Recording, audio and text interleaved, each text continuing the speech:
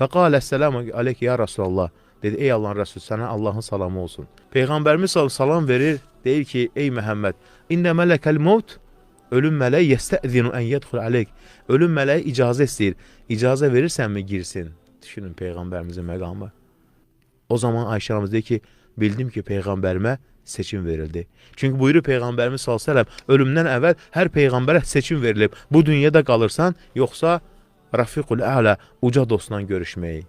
Ölüm mələyi girir. Deyir, əssəlamu aleyk ya Rasulallah. Ey Allahın Rasulü, Allahın sənə salamı olsun.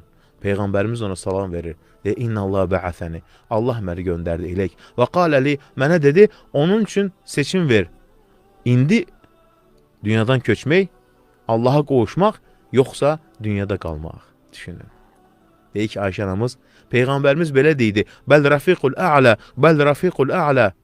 Bəl Rafiqul Ə'lə. Uca dostun yanı, uca dostun yanı. Deyir, Allaha and olsun ki, onu deyəndə bildim ki, deyir, bizi yox, Allahı seçdi. Sallallahu aleyhi və səlləm. Və sonra deyir, əlini qaldırdı, şəhadət barmağını. Ən son sözü buydu, deyir, La ilahə illallah. Yəni, Allahdan başqa ibadlı haqq məbud yoxdur. İnnəlil mevti səkarat. Həqiqətən də ölümün can çəkişmə anı var. Bunu kim deyir? Rasulullah sallallahu aleyhi və səlləm. Və sonra deyir, əli düşdü deyir və deyir, başı da dizimin üzərində ağırlıq hiss etdim deyir. Bildim ki, deyir, o dünyasını dəyişdi deyir. Ayşə anamızı qalxdım, pərdəni qaldırdım, açdım. Dedim ki, Rasulullah öldü. İnsanlar hönkürtü ilə ağlamaya başladılar deyir.